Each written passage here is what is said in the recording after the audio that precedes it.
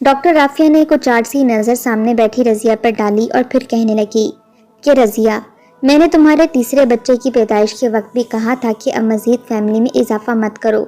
تمہارا شوہر بقول تمہارے محنت مزدوری کر کے بامشکل گزارا کر پاتا ہے، مگر خیر آج تم 5 بچوں کی ماں بن چکی ہو اور اب چھٹے کی بننے والی ہو۔ مبارک ہو بھائی۔ ڈاکٹر رافیہ ایک گہری سانس خارج کر کے رضیہ کی قسمت پر افسوس کرتے ہوئے بولی۔ رافیہ ایک با اخلاق اور رحم دل لیڈی ڈاکٹر تھی، خاص کر رضیہ کو وہ اپنی دوست کی طرح سمجھ کر سمجھاتی بجھاتی، مگر اس کے باوجود رضیہ آج چھٹے بچے کی ماں بننے والی تھی۔ رضیہ نے جب یہ سنا تو سانس خارج کر کے بولی، رافیہ باجی، میرا مرد کہتا ہے اولاد تو اللہ کا تحفہ ہے اور جو بھی بچہ آئے وہ اپنا رزق بھی ساتھ لے کر آتا ہے، پھر ہم کیوں خدا کی نعمت سے انکار کریں۔ رضیہ اولاد کی خبر سن کر یوں خوش ہوئی تھی جیسے یہ اس کا پہلا ہی بچہ ہو۔ ڈاکٹر تو بس اس کا مسکراتا چہرہ دیکھتی رہ گئی۔ رضیہ جیسے لوگوں کی سوچ بس 3 وقت کے کھانے تک ہی رکی رہتی ہے، یہ نہیں سوچا کہ بچے جتنے زیادہ ہوں گے خرچے بھی اتنے ہی بڑھتے چلے جائیں گے، کل کو ان کی پڑھائی کے ساتھ ساتھ مزید خرچے بھی اپنا سر اٹھائیں گے۔ مگر رضیہ اور اس کے شوہر کو یہ بات کون سمجھاتا؟ رضیہ کا شوہر محنت مزدوری کر کے اپنی بیوی اور بال بچوں کا پیٹ پالا کرتا تھا۔ وہ اب تک 5 بچوں کا باپ بن چکا تھا، جن میں سے 2 بیٹے اور 3 بیٹیاں تھیں۔ سبھی کو وہ بہت پیار کیا کرتا تھا، مگر غربت کی وجہ سے کبھی ان کی خواہشات اور تمنا پوری نہ کر پاتا۔ مگر اس کے باوجود اسے مزید بچوں کی خواہش تھی، کیونکہ اولاد کو وہ خدا کا تحفہ سمجھتا تھا۔ وہ اتنا ہی کماتا جو ان کے روزانہ کا کھانا پینا ہی پورا ہو سکتا۔ رضیہ نے جب یہ خبر گھر جا کر اپنے شوہر کو سنائی تو وہ بہت خوش ہوا، مگر پھر کچھ سوچتے ہوئے وہ کہنے لگا کہ جتنے پیسے میں روزانہ کماتا ہوں اس سے بڑھتے ہوئے بچوں کا گزارا ہونا مشکل ہے، اس لیے چاہتا ہوں کہ اب کوئی اور نوکری کروں جس سے مجھے زیادہ پیسے ملیں گے اور میں اپنے بچوں کا اچھا گزر بسر کر سکوں گا۔ رضیہ نے یہ سنا تو سوچ میں پڑ گئی، آخر ایسا کون سا کام ہو سکتا تھا؟ وہ تو سارا دن محنت مزدوری کرتا رہتا تھا، مگر اس کے باوجود بہت کم مزدوری ہی گھر لاتا تھا۔ اب کیا وہ رات رات جاگ کر بھی مزدوریاں کرے گا جو زیادہ پیسے آئیں گے؟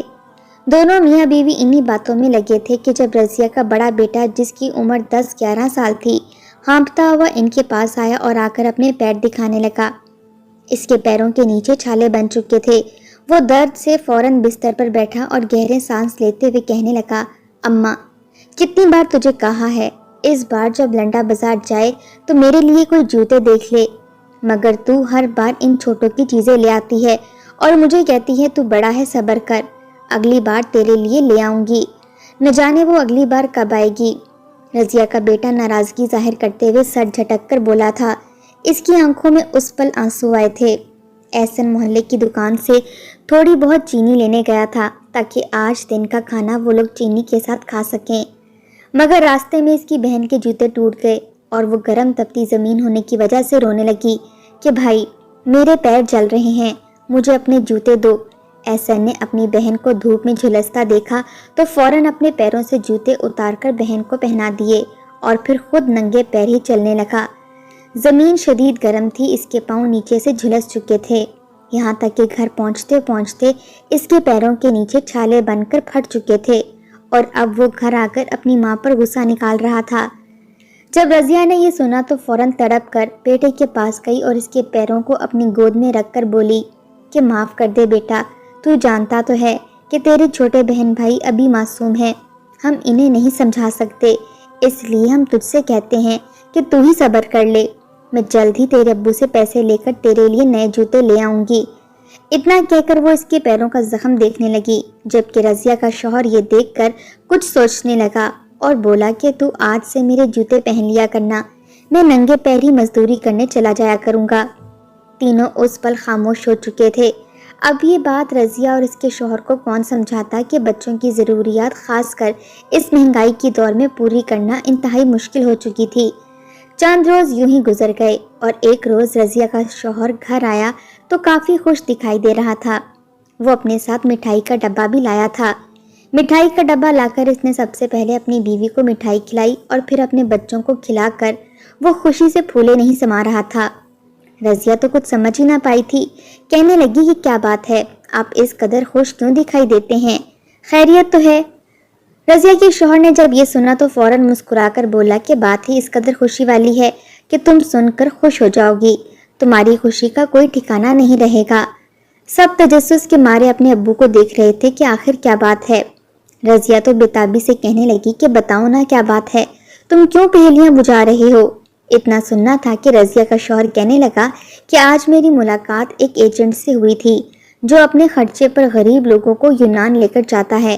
اس کا کہنا ہے کہ وہاں پر ہمیں خود کام لگوا کر دے گا اور پھر ہمیں اپنی تنخواہ سے اس کا قرضہ اتارنا ہوگا۔ وہ پہلے بھی کئی لوگوں کو یونان لے کر جا چکا ہے جو اب وہاں جا کر لاکھوں روپے کما رہے ہیں۔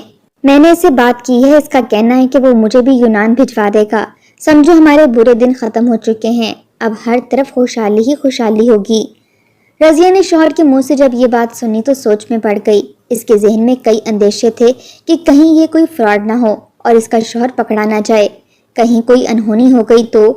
مگر اس کے شوہر نے اسے پورا یقین دلایا کہ ایسا کچھ بھی نہیں ہوگا۔ رضیہ بھی مطمئن ہو کر خوش ہو گئی اور بچے بھی خوش تھے کہ ہمارے ابو دوسرے ملک جا کر بہت سے پیسے کما کر ان کے لیے تحفے تحائف بھیجیں گے۔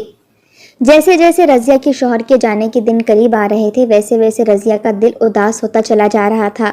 وہ چھپ کر روتی رہتی اور کہتی کہ آپ کے بغیر میں یہاں کیسے رہوں گی، چھوٹے بچوں کی ذمہ داری ہے مجھ پر، میں اکیلے ان کو کیسے سنبھال پاؤں گی۔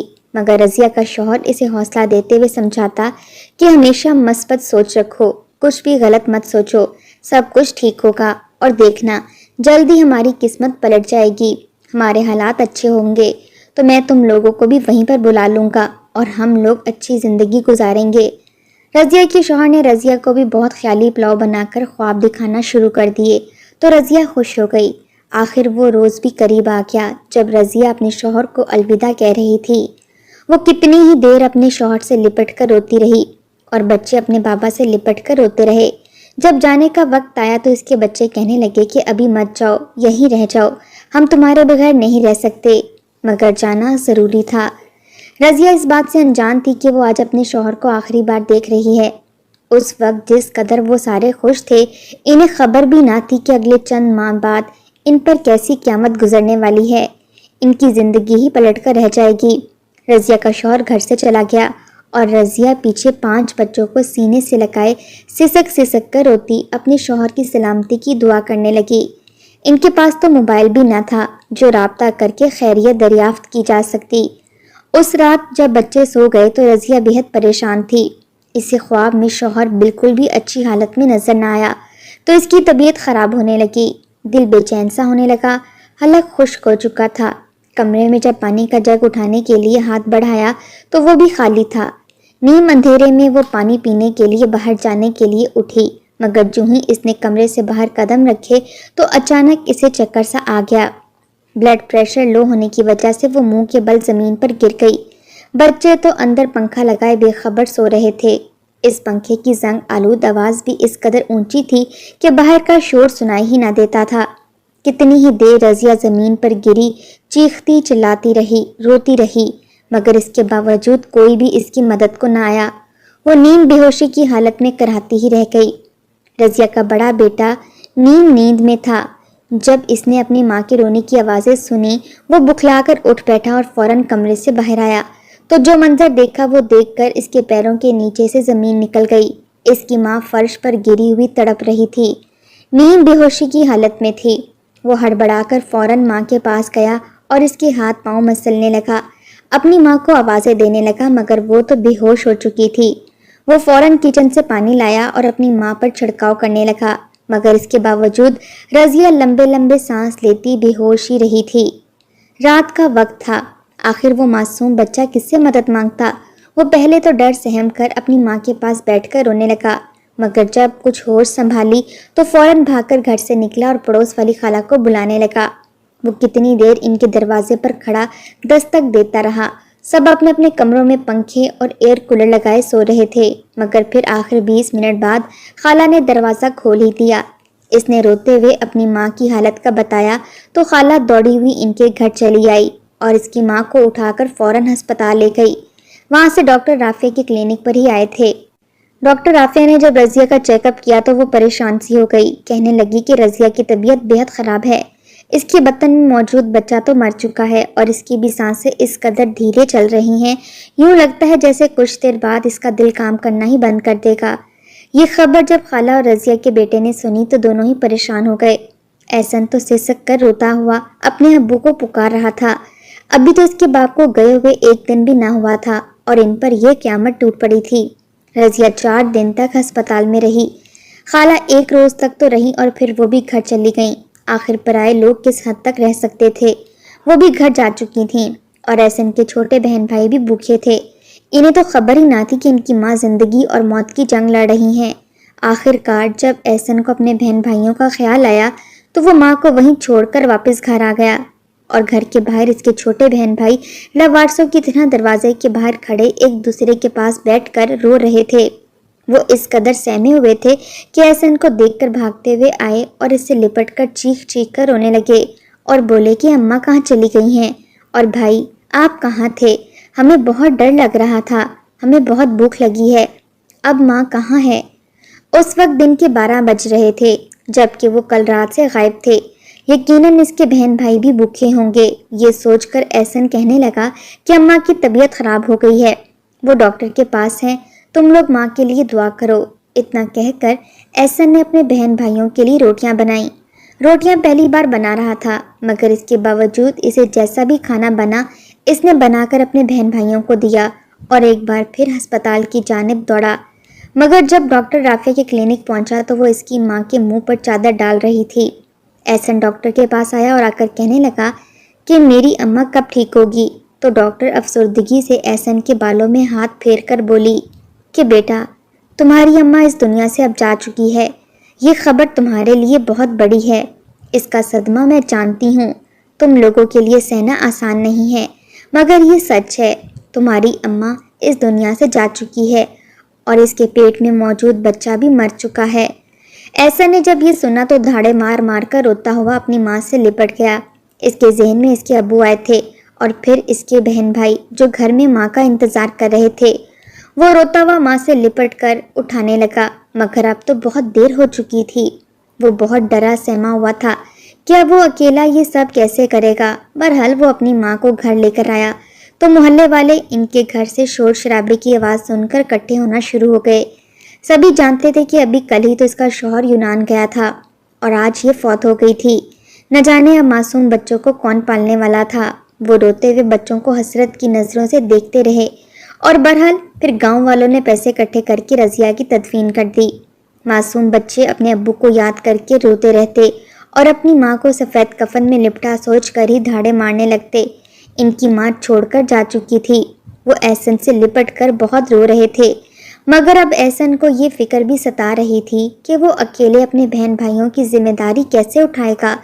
وہ تو صرف 11 سال کا تھا اور اب اس پر ایک بھاری ذمہ داری آ چکی تھی۔ کئی ہفتے یوں ہی گزر گئے۔ گھر میں موجود جمع پونجی بھی ختم ہونے لگی مگر نہ تو اس کے ابو کا ان سے کوئی رابطہ ہوا اور نہ ہی احسن کو کوئی کام ملا۔ اس ایک ہفتے میں اسے اتنا بھی وقت نہیں ملا کہ وہ سکون سے بیٹھ کر 2 گھڑی اپنے ماں باپ کو یاد کر سکے۔ وہ صبح اٹھتا تو بہن بھائیوں کے لیے کھانا بنانا شروع کر دیتا۔ اسے کسی بھی چیز کا علم نہیں تھا، کبھی مرچ تیز کر دیتا تو کبھی نمک۔ وہ کھانا کھانے کے قابل بھی نہ ہوتا تھا مگر اس کے باوجود اس نے کبھی اپنے بہن بھائیوں کو بھوکا سونے نہیں دیا تھا۔ وہ ان کے لیے کچھ بناتا، انہیں تیار کرتا اور پھر گھر کی صاف صفائی کرنے میں ہی اس کا دن گزر جایا کرتا۔ دھیرے دھیرے اس نے اپنے بہن بھائیوں کو بھی سمجھایا کہ اب ان کو مضبوط ہونا ہوگا، تم لوگ مجھ پر انحصار مت کرو، اپنے کام خود کرنے کی عادی ہو جاؤ۔ اب ہماری ماں مر چکی ہے اور ابو تو یونان گئے ہیں، نہ جانے وہ یونان پہنچے بھی ہیں یا نہیں، یا پھر وہ بھی اماں کی طرح ہمیں چھوڑ کر ہمیشہ کے لیے جا چکے ہیں۔ اس لیے خود کو مضبوط بناؤ، اپنے کام خود کرو۔ ہم جب تک زندہ ہیں ہمیں پیٹ کی بھوک ختم کرنے کے لیے کچھ نہ کچھ لازمی کھانا ہے، اس لیے میں آج سے باہر جا کر مزدوری کیا کروں گا اور تم لوگ گھر کا دھیان رکھا کرنا۔ اس کی چھوٹے بہن بھائی فرما بردار اولاد کی طرح اس کی ہر بات ماننے لگے اور وہ اسی روز سے مزدوری کرنے کے لیے نکل گیا۔ وہ سب سے کم عمر مزدور تھا مگر اس کے باوجود وہ کام کرتا رہتا کیونکہ جانتا تھا کہ اگر وہ کام نہیں کرے گا تو اس کے بہن بھائی بھوکے ہی مر جائیں گے۔ اس کے علاوہ اس نے ٹوٹے جوتے میں تار ڈال کر اس نے جوڑ رکھا تھا مگر آج کام کے دوران جوتا چکنی مٹی میں پھنس کر ٹوٹ گیا۔ وہ ننگے پیر ہی کام کرتا رہا، یہاں تک کہ کئی کنکریاں اس کے پیروں میں چبھتی رہیں، مگر اس نے اف تک نہ کی۔ اس کی آنکھوں سے آنسو جاری تھے، مگر وہ خاموش تھا، کیونکہ وہ خود کو پتھر جتنا مضبوط بنانا چاہتا تھا۔ شام کو جب اسے چند 100 روپے مزدوری ملی تو وہ بہت خوش ہو گیا۔ اس نے ان پیسوں کو جیب میں ڈالا اور سبزی لے کر گھر آیا۔ بہن بھائی بھوکے بیٹھے اسی کا انتظار کر رہے تھے۔ اس نے تھکے ہارے انداز میں کھانا بنایا اور ساتھ خود سے چھوٹے بہن بھائیوں کو بھی کھانا بنانا سکھایا، تاکہ جس روز وہ لیٹ ہو جائے تو بہن بھائی بھوکے نہ رہ سکیں۔ عید الاضحیٰ کے دن قریب آ رہے تھے۔ گاؤں میں لوگ قربانی کے جانور لے کر گھومتے پھرتے۔ ایک سے ایک بڑھیا جانور دیکھ کر احسن کے چھوٹے بہن بھائی بھی خوش تھے۔ وہ کہنے لگے کہ بھائی اس بار ہم بھی قربانی کا گوشت کھائیں گے۔ احسن نے جب یہ سنا تو مسکرا کر کہنے لگا کہ ہمیں کون دیکھا، یہ بڑے لوگ تو ہمیں گوشت نہیں دیتے۔ مگر اس کے باوجود احسن کے چھوٹے بہن بھائی منت کرنے لگے کہ اس بار ہم بھی گوشت کھائیں گے۔ کتنے سال ہو گئے ہم نے گوشت نہیں کھایا، ہمیں تو اس کا ذائقہ بھی نہیں یاد رہا۔ احسن نے ایک ٹھنڈی سانس خارج کی اور اپنے بہن بھائیوں پر ایک نظر ڈالنے لگا۔ اس کے بہن بھائی اسے افسردہ دیکھ کر تھوڑے پریشان ہوئے اور پھر کہنے لگے کہ بھائی ہم آپ سے عید پر کوئی تحفہ نہیں مانگیں گے، ہم وہی پھٹے ہوئے کپڑے پہن لیں گے، مگر ہمیں گوشت ضرور لا کر دینا، ہم گوشت کھانا چاہتے ہیں۔ اتنے لوگ قربانی کریں گے، کوئی نہ کوئی گوشت تو ہمیں ضرور دے گا۔ احسن نے جب یہ سنا تو وہ ایک گہری سانس خارج کر کے بولا، ٹھیک ہے بچوں، عید والے دن میں تم لوگوں کو قربانی کا گوشت ضرور لا کر دوں گا۔ عید کا دن بھی قریب آ گیا۔ ان کے ابو کی کوئی خبر نہ تھی۔ وہ لوگ اپنے ماں باپ کو یاد کر کے پریشان ہو رہے تھے۔ وہیں احسن صبح ہی صبح گھر سے نکل گیا۔ پھٹے پرانے کپڑے اور ٹوٹا ہوا جوتا جو اس نے کچرے کے ڈھیر سے اٹھایا تھا، وہ پہن کر ہر گھر کے باہر پھرنے لگا۔ جہاں جہاں قربانی ہونی تھی لوگ جانور قربان کر رہے تھے۔ احسن سوالی بن کر ان کے پاس کھڑا ان سے گوشت مانگ رہا تھا، مگر سب نے کہا کہ شام کو آنا، ہم شام کو تمہیں گوشت دیں گے۔ یوں ہی کرتے کرتے شام بھی ہو گئی۔ جب دوبارہ احسن گیا تو وہ کہنے لگے، ہم تو گوشت بانٹ چکے ہیں، تم نے آنے میں دیر کر دی۔ احسن دل برداشتہ ہو گیا تھا۔ گھر میں اس کے بہن بھائی اس کا انتظار کر رہے تھے کہ اس کا بھائی گوشت لے کر آ رہا ہے اور وہ لوگ آج گوشت کھائیں گے۔ آخر احسن ہر طرف سے مایوس ہو کر یوں ہی چلنے لگا۔ تبھی کچرے کے ڈھیر کے پاس اسے جانوروں کی غلاظت پڑی ہوئی نظر آئی۔ وہاں پر آیا تو اسے وہاں پر خراب گوشت بھی پڑا ہوا ملا۔ نہ جانے کون کون سے اوزار تھے جو لوگوں نے یوں ہی پھینک دیے تھے، جن سے بدبو بھی آ رہی تھی، مگر احسن نے ان ٹکڑوں کو اٹھایا اور اٹھا کر گھر لے آیا۔ بچوں نے آج تک گوشت نہیں کھایا تھا، جب دیکھا تو خوش ہو گئے کہ آج ہم گوشت کھائیں گے۔ احسن نے چربی، آنتوں اور نہ جانے کیا کیا چیزوں کو پکا کر اپنے بہن بھائیوں کے سامنے رکھا، جسے کھا کر وہ لوگ تھوڑے بدمزہ سے ہوئے اور کہنے لگے کہ ہم نے تو سمجھا تھا کہ گوشت بہت مزیدار ہوتا ہے، مگر یہ گوشت تو ذرا بھی اچھا نہیں ہے، ہم آج کے بعد گوشت کھانے کی ضد نہیں کریں گے۔ ان سب نے مل کر وہ خراب گوشت کھایا تھا اور پھر سونے کے لیے لیٹ گئے۔ اسی روز رضیہ کا شوہر یونان سے واپس آ گیا۔ وہ خوشی خوشی گھر لوٹا تھا۔ آج اسے گئے ہوئے پورے 15 ماہ ہو چکے تھے۔ وہ واپس آیا اور دروازہ کھٹکھٹایا۔ گھر کا دروازہ کھلا ہوا تھا۔ وہ گھر کے اندر آیا تو چہرے پر خوشی تھی۔ وہ کمرے میں جب داخل ہوا تو سامنے اس کے بچے بے سدھ پڑے تھے۔ وہ رضیہ کو آواز دیتا تو کبھی بچوں کو، مگر نہ رضیہ نظر آئی نہ بچے اٹھے۔ وہ بچوں کے پاس پہنچا تو ان کے منہ سے جھاگ نکل رہی تھی۔ یہ دیکھ کر وہ پریشان سا ہو گیا۔ اس نے سارا سامان وہیں پر رکھا اور بچوں کو لے کر ہسپتال چلا گیا۔ ڈاکٹر نے جب چیک اپ کیا تو کہنے لگے کہ انہوں نے خراب گوشت کھایا ہے، جو کہ شاید کسی زہریلی چیز کے سونگھنے کی وجہ سے زہریلا ہو چکا تھا، مگر آپ پر وقت انہیں یہاں لے آئے، اس لیے ہم نے ان کے جسم سے زہر کو نکال دیا ہے۔ احسن اور اس کے بہن بھائیوں نے جب آنکھیں کھولیں اور اپنے ابو کو پاس دیکھا تو پہلے تو ان کو یہ خواب لگا، مگر اپنے ابو کو ٹھاٹ باٹ سے تیار دیکھ کر ان کے آنسو نکل گئے۔ احسن کا باپ بھی اپنے بچوں کو اس بھکاریوں جیسی حالت میں دیکھ کر تڑپ اٹھا تھا۔ وہ بچوں کو سینے سے لگا کر روتا رہا۔ احسن نے جب اپنی ماں کے بارے میں بتایا تو اس کے ابو بے تحاشا روئے۔ وہ تو رضیہ کے ساتھ اپنی زندگی گزارنا چاہتے تھے، مگر رضیہ تو انہیں چھوڑ کر جا چکی تھی۔ یونان میں اس کا اچھا کام لگ چکا تھا، وہ اچھی کمائی کر رہا تھا اور یہی سوچ کر واپس آیا تھا کہ آج وہ اپنے بچوں کو ڈھیر سارے تحفے دے گا اور پھر انہیں اپنے ساتھ باہر لے جائے گا۔ رضیہ تو مر چکی تھی، مگر وہ اپنے بچوں کو اپنے ساتھ یونان لے کر چلا گیا۔